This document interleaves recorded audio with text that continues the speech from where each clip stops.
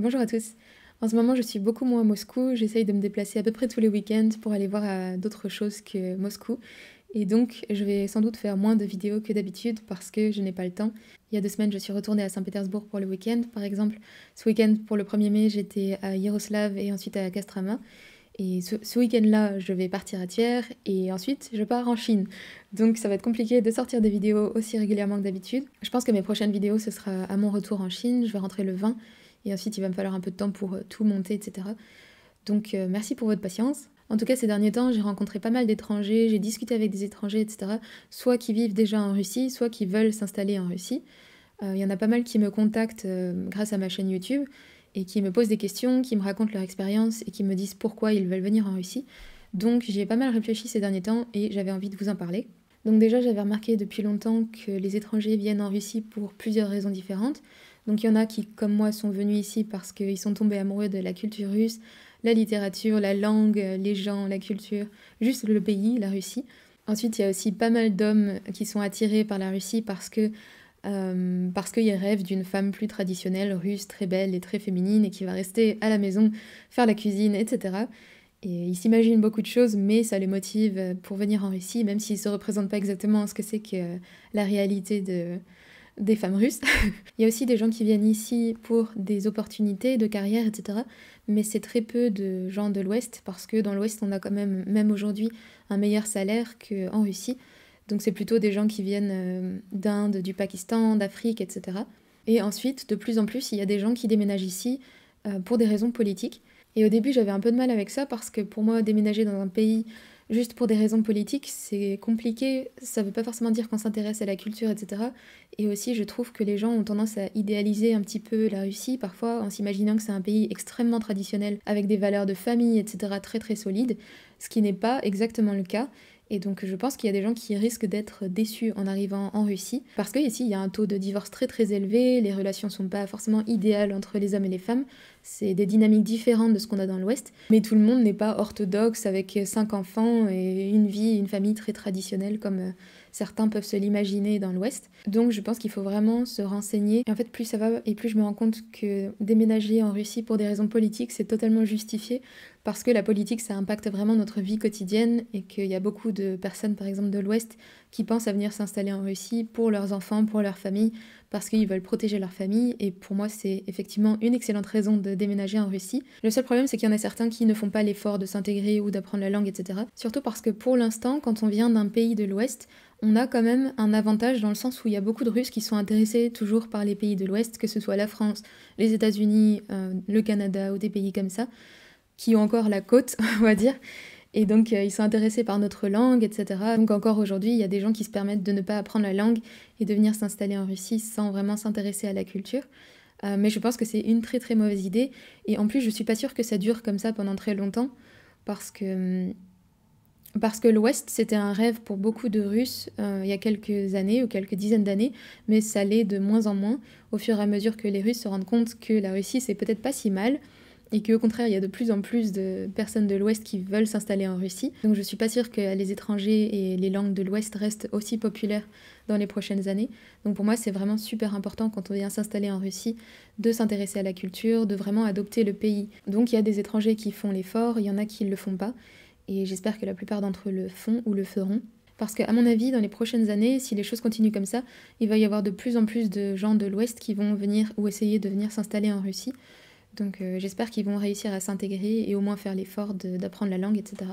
En France, j'ai énormément utilisé la plateforme de covoiturage Blablacar et ça me permettait de rencontrer pas mal de gens et de discuter avec des personnes de tous les horizons. Et plusieurs fois, j'ai eu des trajets avec des personnes âgées et la question de l'immigration est revenue sur la table plusieurs fois parce qu'en France, les personnes âgées sont assez souvent, surtout quand elles viennent de la campagne, assez souvent moins politiquement correctes que ma génération. Et donc on peut discuter très souvent beaucoup plus ouvertement. Et je me souviens notamment de 2 conversations avec 2 personnes différentes qui m'avaient raconté leur expérience de l'immigration en France. Et c'était des personnes âgées qui avaient plus de 60 ans et qui me disaient qu'au début, l'immigration en France, c'était vraiment idéal parce que c'était des personnes éduquées, c'était des personnes qui étaient très reconnaissantes à la France de les avoir intégrées et acceptées au sein de notre culture. Donc ils étaient limite plus français que les Français, plus reconnaissants envers la France que les Français eux-mêmes. Donc c'était vraiment des gens qui apportaient des bonnes choses à la France, qui apportaient non seulement leur culture, mais aussi leurs connaissances, leur envie de travailler, etc., leur volonté de s'intégrer aux valeurs françaises. Et, euh, et donc les choses ont énormément changé et ces personnes âgées me racontent qu'elles ont vu les choses changer petit à petit au fur et à mesure qu'il y avait de plus en plus d'étrangers qui étaient de plus en plus mal accueillis par la France et par les Français et donc qui faisaient de moins en moins l'effort de s'intégrer à la France. Et aujourd'hui, alors là on n'en parle même plus, aujourd'hui la plupart d'entre eux viennent s'installer en France, ils sont déçus, ils sont mal accueillis, ils détestent la France, ils méprisent la France aussi parce qu'on n'est pas ferme avec eux et qu'on n'impose pas le respect. Le gouvernement français ne fait rien pour imposer la loi française et le respect parmi les migrants. Donc la situation s'est vraiment dégradée et c'est devenu n'importe quoi.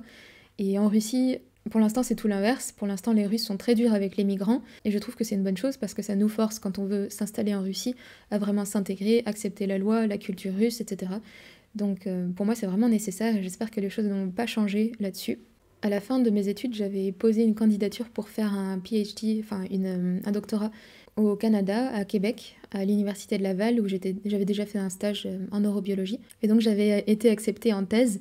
J'avais eu quelques interviews avec l'équipe, ils étaient super sympas, etc. Et j'avais beaucoup hésité à partir. Tous mes profs, évidemment, et ma famille m'encourageaient à partir parce que c'était une bonne opportunité de devenir docteur en sciences, etc. Mais moi, j'avais déjà ce rêve de venir m'installer en Russie, au moins pour quelques années. Et donc, j'ai fini par refuser de faire ce doctorat et je suis restée en France au début. Et ensuite, j'ai réussi à venir en Russie. Mais tout le monde m'a pris pour une folle. Et je me souviens que quand je suis allée passer mon dernier oral à Montpellier, dans mon école d'ingénieur à Polytech, j'ai quelques profs qui n'étaient pas très contents de ma décision et qui n'ont vraiment pas compris, surtout qu'à l'époque, j'avais aucun moyen de venir en Russie, j'avais pas trouvé de travail, etc. Je sortais tout juste de mes études, donc c'était vraiment un projet assez abstrait, où je savais que je voulais venir en Russie, mais j'avais aucune piste, je savais pas comment faire pour l'instant. Mais c'est vraiment une décision que j'ai jamais regrettée et que je regrette de moins en moins d'ailleurs, parce qu'il y a de plus en plus de Canadiens et de Québécois surtout qui viennent me voir et qui viennent me raconter un petit peu comment ça se passe au Canada. Et puis je me renseigne toute seule aussi. Et je vois que la situation se dégrade de plus en plus et très rapidement. Donc le Canada, qui était un pays qui faisait rêver vraiment beaucoup de monde, en fait rêver de moins en moins parce qu'il y a de plus en plus de politiques de restriction de liberté, de liberté d'expression, etc. De plus en plus de lois qui sont passées et qui font assez peur, qui sont assez extrêmes. Et c'est surtout la vitesse à laquelle ça va qui fait peur. Donc pour l'instant, il y a moins de discussions. Par exemple, un truc qui fait vraiment peur aux gens, c'est le fait de pouvoir transitionner, changer de genre quand on est mineur. Et en France, ça, pour l'instant, c'est un truc qui n'est pas envisageable et je pense pas que que ça puisse être fait d'ici peu de temps. Mais comme de façon générale, en France, on a tendance à faire tout ce que nos gentils, merveilleux cousins américains font, je pense que ça va finir par arriver. Et même sur les plus petites choses, dans l'Ouest, il y a beaucoup d'absurdités et on se bat pour des causes qui sont complètement absurdes ou inexistantes. Par exemple, l'écriture inclusive, le fait de mettre au féminin tous les noms de métiers, de choses comme ça, c'est une perte d'énergie monstrueuse. Ça sert absolument à rien et moi je sais que je suis têtue comme une mule et je pourrais jamais me plier à ce genre de trucs débiles. Donc heureusement que je suis partie en Russie parce que j'aurais sans doute eu du mal à garder un job en France. Par exemple, la semaine dernière à Moscou, j'ai rencontré un couple de Français et ils m'ont raconté qu'aujourd'hui en France, c'est plus permis d'écrire quand on écrit un mail bonjour à tous. Il faut obligatoirement écrire bonjour à tous et à toutes ou trouver un truc qui est plus neutre, etc. L'écriture inclusive, c'est pareil, pour moi c'est vraiment trop absurde. Je refuse de lire quelque chose qui est écrit avec Yel ou ce genre de choses stupides. C'est vraiment un combat qui sert à rien alors qu'on a déjà beaucoup de problèmes en France. Je vois pas pourquoi on se concentre pas sur des problèmes un petit peu plus urgents. Donc moi encore une fois, je suis pas venue en Russie pour des raisons politiques. À la base, c'était vraiment pour la culture. Mais plus ça va et plus je me rends compte que c'était une bonne décision à plusieurs niveaux, et pas seulement pour la culture et parce que j'aime la Russie, mais aussi parce que je peux plus envisager un avenir en Russie qu'en France, notamment par rapport aux enfants par exemple. Je l'ai déjà raconté plusieurs fois sur ma chaîne, mais quand j'étais en Allemagne, c'était là où vraiment je trouvais les choses les plus effrayantes pour les enfants, parce que tout était très politisé pour les enfants. Les livres étaient très politiques, c'était que des trucs LGBT, que des trucs sur l'environnement. Et la question de l'environnement, c'est un problème aussi pour moi dans l'Ouest, parce que je la trouve très excessive et absurde aussi. Il y a beaucoup d'hypocrisie dans le sens où les gens vont faire attention à utiliser une fourchette en carton ou un sac, enfin des très petits gestes. Et après, ils vont quand même avoir une maison énorme, chauffée, ou avoir une grosse voiture, ou des choses comme ça, surtout en Allemagne. Enfin, en tout cas, c'était un truc que j'avais vraiment remarqué en Allemagne, à Berlin.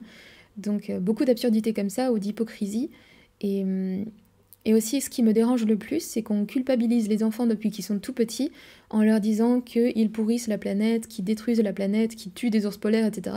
Et ça met les enfants en stress. On peut le voir d'ailleurs, pour moi, Greta Thunberg, c'est vraiment un symptôme de cette maladie de l'environnement qu'on plaque sur les enfants, où on les stresse et on les culpabilise depuis qu'ils sont tout petits, alors qu'ils n'ont rien demandé et que c'est pas de leur faute si la planète ne tourne plus rond aujourd'hui.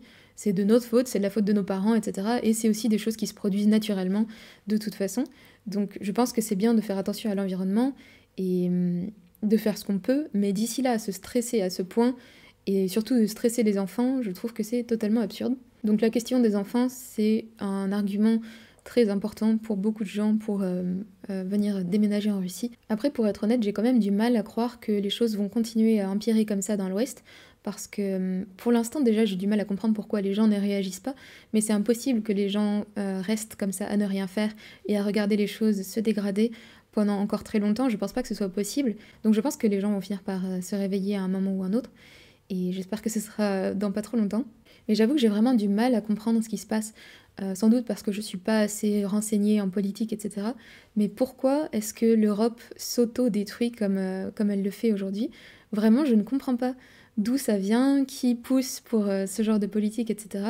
Pourquoi est-ce qu'on continue de lécher les bottes des États-Unis alors qu'on se rend bien compte qu'ils nous font pas du bien, que ce sont pas de vrais amis ou de vrais alliés? Donc pourquoi est-ce qu'on continue de leur obéir, de faire tout ce qu'ils nous demandent, même quand c'est au détriment de la France? Je ne comprends pas. On a perdu toute notre fierté et notre indépendance française, et j'ai assez honte de la France pour ça, j'avoue. Enfin, c'est vraiment décevant en fait, de se rendre compte qu'on n'a plus aucune indépendance en France. Très souvent, quand je parle de la Russie avec des gens de l'Ouest ou de France, des Français, ils me disent que en Russie, il n'y a pas de liberté d'expression, etc., que les gens ne peuvent pas manifester parce qu'ils vont se faire arrêter, et que c'est vraiment un argument contre la Russie. Et en fait, je me rends compte de plus en plus que en Europe, on s'imagine qu'on est libre, et au final, je suis pas sûre que ça se vérifie trop, parce que ok, en France, on manifeste tous les 4 matins, mais qu'est-ce que ça nous apporte? Est-ce que vraiment ça change quoi que ce soit? Non, je crois pas. Par exemple, juste le fait que Macron envisage encore d'envoyer des soldats français en Ukraine, alors que très clairement la majorité de la population française est contre, euh, comment est-ce qu'il peut encore envisager de faire une chose pareille sans demander leur avis aux Français? C'est pas exactement la définition de la démocratie que j'ai. Donc ok, on a le droit de nous amuser dans la rue, de manifester, de ne plus aller au travail pendant un jour ou deux, et de casser tout ce qui passe aussi dans la rue. Mais est-ce que vraiment ça nous apporte de la liberté? Non, je pense pas. Aussi en France, j'ai remarqué que beaucoup de gens s'imaginent que Poutine c'est le mal incarné, et qu'ils ont vraiment une réaction très très émotionnelle par rapport à Poutine. Mais pour moi c'est vraiment absurde, parce que quand on parle de politique et quand on parle d'un politicien, je pense que le plus important c'est de regarder ce qu'ils font et ce qu'ils ont fait, les résultats vraiment.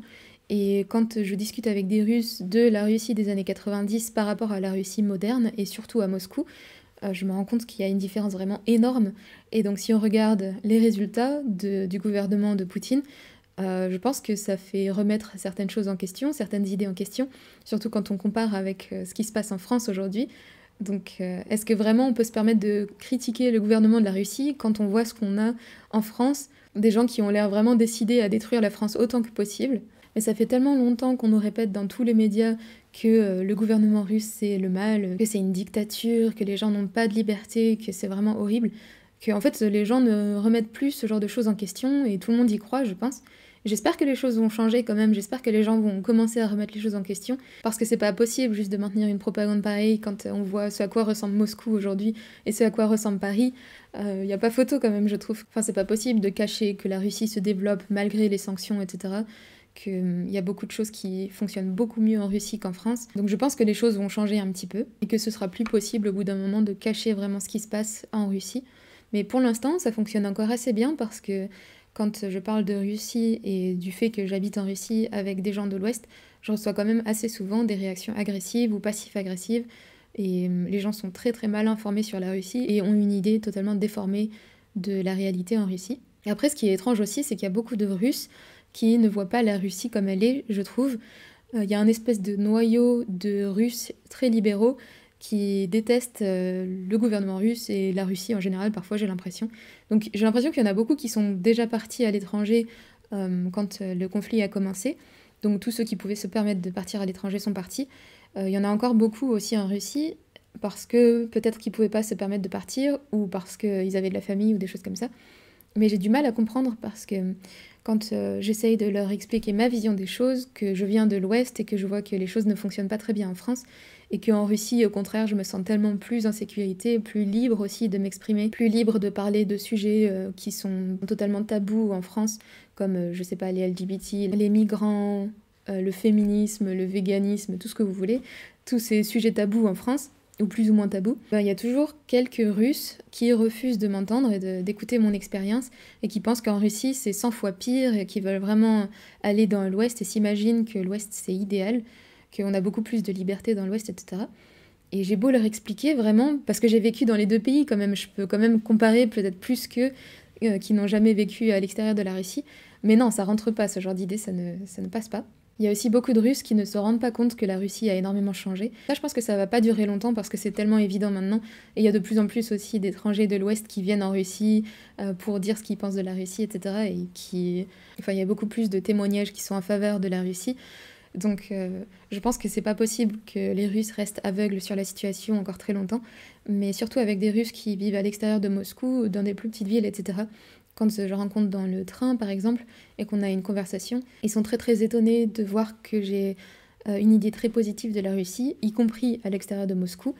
Et pour eux, la Russie, c'est toujours la Russie des années 90. Même s'ils vivent ici, ils ont toujours l'impression que c'est un pays dangereux, un pays où rien ne va. Par exemple, quand j'ai dit à ma prof de russe que je partais à Yaroslav toute seule, elle m'a dit « Mais t'as pas peur? C'est super dangereux de voyager toute seule quand t'es une femme, etc. » Mais je comprends pas comment c'est possible de penser une chose pareille.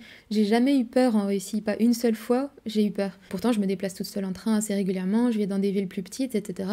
Et parfois je rentre la nuit, mais j'ai jamais eu peur en Russie. Et je viens de France, enfin la différence c'est vraiment le jour et la nuit en fait. Il y a beaucoup de Russes qui refusent de me croire quand je dis ça, à quel point la France est devenue un pays dangereux. Et du coup, j'essaye de trouver des stats, j'essaye de trouver des graphiques, etc. C'est tellement évident pour moi. Mais donc voilà, à mon avis, les choses vont changer d'ici 5 ans, peut-être, ou 10 ans maximum. Je pense que dans l'Ouest, on va avoir une vision un peu plus réaliste de la Russie au fur et à mesure qu'il y a de plus en plus de gens de l'Ouest qui vont partir s'installer en Russie et ensuite parler de leur expérience. Et aussi parce que la propagande de l'Ouest devient tellement absurde que plus personne n'y croit. Et je pense que les choses en Russie vont aussi changer dans le sens où les Russes vont de plus en plus se rendre compte que leur pays n'est peut-être pas si mal que ça et que ceux qui rêvent encore aujourd'hui de s'installer dans l'Ouest vont peut-être réfléchir un peu plus longtemps. Même moi, en 1 an et demi en Russie, je me rends compte que les Russes sont de plus en plus tournés vers leur propre pays.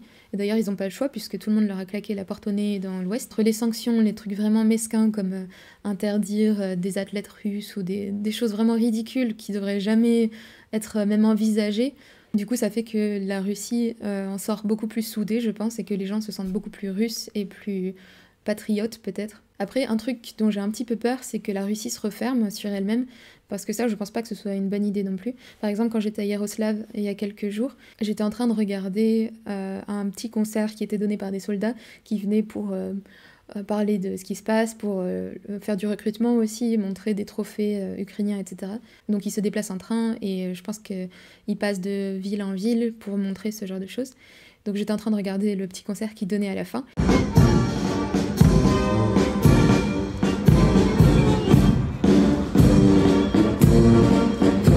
Et ensuite, je suis rentrée dans la gare et il y a un gars qui m'a suivie pour venir me parler. Donc il s'est assis à côté de moi et donc il a commencé à me parler, etc. Et à me dire que d'ici quelques années, plus personne ne va apprendre l'anglais en Russie, que ce sera que le chinois obligatoire, que les films américains vont être interdits, ce genre de choses. Et ça, pour moi, c'est vraiment pas une bonne idée parce qu'on passera d'un extrême à l'autre au final. Je pense que c'est pas une bonne idée de fermer tout contact avec l'Ouest, surtout que tout l'Ouest n'est pas contre la Russie. C'est vraiment la politique du jour d'être contre la Russie, mais ça veut pas dire que les individus de l'Ouest sont contre la Russie. C'est nos gouvernements qui suivent la propagande américaine à 100% en ce moment. Mais j'espère que les choses vont changer. J'ai encore espoir. Donc je pense pas que ce soit une bonne idée de tout fermer, d'isoler la Russie. Et j'espère que ça se produira pas. Donc voilà, je pense pas que tout est idéal en Russie. Il y a encore beaucoup de chemin à faire. Donc les régions sont beaucoup moins développées que Moscou. Il y a encore pas mal de pauvreté, de choses comme ça. Les personnes âgées aussi ont une situation assez difficile avec des retraites très faibles. Donc il y a encore beaucoup de choses à améliorer en Russie. Mais la plus grosse différence avec l'Ouest, encore une fois, c'est qu'en Russie, les choses vont dans le bon sens. La tendance est plutôt à l'amélioration. Alors que dans l'Ouest, on voit que les choses se dégradent d'année en année. Et parfois, je vois des clips de gens qui se promènent dans la rue dans des villes comme Los Angeles ou des choses comme ça. Et j'avoue que j'ai du mal à y croire. Enfin, comment c'est possible que les pays développés laissent les choses se dégrader à ce point et comment est-ce que c'est possible que notre propagande soit encore efficace au point de nous aveugler sur ce qui se passe dans l'Ouest et sur ce qui se passe en Russie? Il y a beaucoup de gens qui me disent que j'ai été très courageuse de venir déménager en Russie, surtout en plein milieu du conflit, en novembre 2022, etc. Et c'est vraiment une réflexion que je ne comprends pas parce que pour moi c'est plus courageux en ce moment de rester en France ou de rester dans un pays où les choses se dégradent plutôt que d'aller vers des meilleures conditions. Puis moi avant de venir en Russie, je me renseignais sur le pays depuis assez longtemps, j'avais des amis en Russie, j'étais déjà venue, etc. Donc j'avais vraiment absolument pas peur de venir en Russie. Et à aucun moment c'est courageux de ma part puisque j'avais pas peur. Moi j'ai beaucoup plus peur des Allemands par exemple que des Russes parce que les Russes ont beaucoup de bon sens et un côté très humain. Dans le sens où je sais qu'on va se comprendre, donc ils peuvent être touchés par des choses humaines, etc. Alors qu'en Allemagne, j'ai l'impression que les gens voient les choses un peu en noir et blanc. En tout cas, c'était vraiment le cas à Berlin. Après, je connais pas assez bien l'Allemagne, mais Berlin, c'est l'impression que ça m'a fait, où les gens sont très très politiquement corrects, et si on ne l'est pas, on passe automatiquement dans le camp des fachos, dans le camp de vraiment de... Enfin, les choses sont assez en noir et blanc. Donc en Allemagne, c'était vraiment l'endroit où je me sentais le plus censurée, où je pouvais vraiment parler le moins des sujets sensibles d'aujourd'hui comme les LGBT, le féminisme ou des choses comme ça. Donc moi j'aurais beaucoup plus peur de m'installer en Allemagne. Il y a beaucoup de choses que j'adore en Allemagne comme la discipline, la force des gens là-bas. Aussi je trouve les Allemands très éduqués, mais j'ai l'impression que le lavage de cerveau en Allemagne c'est vraiment, enfin à Berlin encore une fois, c'est vraiment à l'extrême je trouve, dans le sens où les gens sont encouragés à ne pas avoir d'esprit critique et à vraiment tous penser la même chose. Ce que je trouve assez étrange parce que quand on pense à ce qui s'est passé dans l'histoire, on pourrait penser que les Allemands essayent d'éviter de refaire cette erreur. Et, et au contraire, j'ai l'impression que du coup, tout leur zèle s'est concentré de l'autre côté du spectre politique, mais qui refont exactement la même chose en fait. Dans le sens où tout le monde doit marcher au même pas, dans le même sens, avec la même discipline et le même zèle que les Allemands ont toujours. Sauf qu'encore une fois, leur zèle et leur discipline, pour moi, les conduit à un extrême de l'autre côté. Et encore une fois, vraiment, je pense pas que ce soit le cas dans toute l'Allemagne, etc., si on s'éloigne de Berlin, sans doute. Mais à Berlin, c'est vraiment l'impression que j'en ai eue. Donc ça me ferait beaucoup plus peur de m'installer à Berlin et d'avoir une famille là-bas parce que j'ai pas envie que si j'ai des enfants qui soient élevés dans le système allemand. Et les Allemands sont des gens très éduqués, etc. Donc je pense qu'il y a beaucoup de bonnes choses dans leur système éducatif. Mais quand je voyais à quel point l'éducation des enfants est politisée et à quel point il y a beaucoup de propagande qui est vraiment spécifiquement tournée envers les enfants. J'en ai déjà parlé, mais quand j'allais dans les librairies, dans les bibliothèques, et que je voyais des livres qui étaient que sur des sujets politiquement corrects destinés aux enfants, qui n'étaient vraiment pas de leur âge, sur la sexualité, les LGBT, le consentement, des trucs comme ça. Moi, c'est vraiment pas une ambiance dans laquelle je voudrais élever des enfants. Mais après, encore une fois, j'ai toujours du mal à croire que les choses puissent encore empirer pendant très longtemps dans l'Ouest. Donc je sais pas, peut-être qu'il va y avoir un retournement de situation ou une réaction enfin des Français notamment.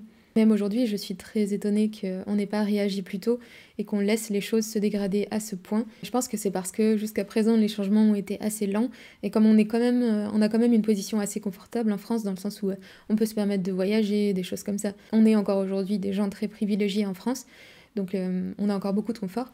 Mais juste de regarder les tendances et dans quel sens les choses vont, c'est là où vraiment ça fait peur parce que la situation se dégrade et que même si pour l'instant c'est pas encore l'horreur totale, il y a des choses quand même qu'on a laissé passer pendant très longtemps comme la sécurité ou des choses comme ça qui sont énormes. Et quand on sort un petit peu de la France, comme ce que j'ai fait, qu'on vit dans un autre pays qui est totalement civilisé et qu'ensuite on retourne en France, c'est là où on se rend compte que vraiment il y a un problème et qu'on a laissé passer beaucoup trop de choses pendant trop longtemps. Et encore une fois, en France, on se bat pour des choses qui sont totalement absurdes, comme on va mettre des E à la fin de nom de métier, etc. Par contre, la sécurité des femmes dans la rue, mais personne ne s'en occupe. Donc on dit qu'on est féministe, etc. On essaye de mettre au moins 50% de femmes dans tous les corps de métier, ce qui est absurde parce qu'on devrait d'abord se concentrer sur les compétences des gens et non pas sur le fait qu'ils soient des femmes ou des hommes. Donc on se concentre vraiment sur des choses qui sont absurdes et on laisse s'installer l'insécurité en France. Donc voilà, je comprends pas ce qui se passe, c'était la conclusion de cette vidéo. Il y a toujours pas mal de monde sous mes vidéos qui me dit que je suis payée par le gouvernement russe pour faire de la propagande, etc. À vrai dire, ça m'est égal maintenant parce que si les gens veulent garder les yeux fermés, bon, c'est leur problème, tant mieux s'ils viennent pas s'installer en Russie. Aussi, autre chose, je ne dis pas que la Russie est un pays parfait et à chaque fois j'essaie d'avoir un regard assez mesuré sur les choses, mais j'ai vécu en France, j'ai vécu en Russie, j'ai vécu dans d'autres pays, donc évidemment je remarque des choses et moi la Russie c'est un pays qui me correspond mieux que les pays de l'Ouest pour l'instant. Donc je partage ça avec vous, vous en faites ce que vous voulez, mais je trouve ça assez absurde quand il y a des gens qui nient absolument tout ce que je dis et qui refusent d'écouter mon expérience. Enfin, encore une fois, c'est pas mon problème, mais je comprends pas très bien pourquoi ou comment c'est possible de garder les yeux fermés à ce point. Mais voilà, non, je ne suis pas payée par le gouvernement russe pour dire ce que je dis. Je dis ce que je dis parce que j'ai envie de partager mon expérience en Russie et si vous ne me croyez pas, vous pouvez toujours venir passer 2 semaines en Russie, regarder autour de vous et vous rendre compte des choses un petit peu. Après, la plupart de mon audience est russe et non pas française ou francophone. Mais après, je pense que c'est important aussi pour les Russes d'entendre ce genre de message. En tout cas, pour ceux qui n'ont pas encore réalisé que la Russie change et que l'Ouest n'est pas forcément aussi idéal que certains Russes se l'imaginent. Donc, mon message est aussi au final pour les Russes. Après, dans les commentaires, les Russes ont apparemment une seule question qui est est-ce que je suis russe ou est-ce que je suis française ? Et donc je le répète à chaque fois, mais je suis absolument pas russe, j'ai pas du tout de famille russe, vraiment personne dans ma famille est russe. Mon père s'intéresse un petit peu à la généalogie, des choses comme ça. Et s'il avait vu passer un russe dans nos ancêtres, il me l'aurait dit, c'est absolument sûr. Donc non, j'ai pas d'ancêtres russes. Et je sais que vous allez tous me dire dans les commentaires encore ah, c'est du temps de Napoléon, etc. Tu le sais pas, mais t'es russe en fait. Il y a même des gens qui me disent que j'ai un accent russe quand je parle anglais, par exemple, ou que mon accent français quand je parle russe c'est fake, c'est pas la réalité, c'est quelque chose que je fabrique. J'ai appris quelque chose d'ailleurs il y a pas très longtemps parce que j'avais remarqué dans plusieurs commentaires qu'il y avait des Russes qui me disaient mais arrête de mentir, t'es juste une fille de Rizagne, t'as une tête de fille de Rizagne, etc. Enfin de la région de Rizagne. Donc je me disais mais pourquoi Rizagne c'est quoi ce truc? Pourquoi j'ai une tête de russe de Rizagne? Et en fait il y a un ami qui m'a dit que c'est un petit peu un cliché pour dire qu'on a une apparence vraiment très typique russe de la campagne, etc. Donc je pense que c'est un petit peu l'équivalent de la région du Limousin ou de la Creuse et de la Corrèze quand ils utilisent cette expression de ressembler à quelqu'un de Rizagne. Donc voilà, j'ai une tête de paysanne russe apparemment. C'est pour ça que personne ne me croit ici quand je dis que je suis française. Souvent les gens me font répéter plusieurs fois et ils ne me croient pas. D'ailleurs, où que j'aille, les gens me demandent toujours leur chemin, etc. Ou ils viennent me parler en pensant que je suis russe. Mais non, je ne suis pas russe, je suis arrivée ici il y a 1 an et demi. Et c'est tout, j'ai jamais habité en Russie quand j'étais petite, j'ai pas de parents russes, pas de parents russophones, etc. Donc voilà, c'est tout pour aujourd'hui. Comme d'habitude, je vous remets dans la description le lien vers mon partenaire, Logios Online, qui est une plateforme d'apprentissage de langue qui vous permet d'apprendre le russe ou l'anglais complètement en ligne. Donc si la Russie vous intéresse et que vous essayez d'améliorer un petit peu votre russe ou d'apprendre au moins les bases dans l'objectif d'un voyage ou même de déménager ici, c'est une très bonne plateforme puisqu'elle vous permet d'aller vraiment à votre rythme, d'apprendre depuis chez vous de façon très confortable. Donc n'hésitez pas à aller les voir et je vous remets mon code promo aussi dans la description si ça vous intéresse.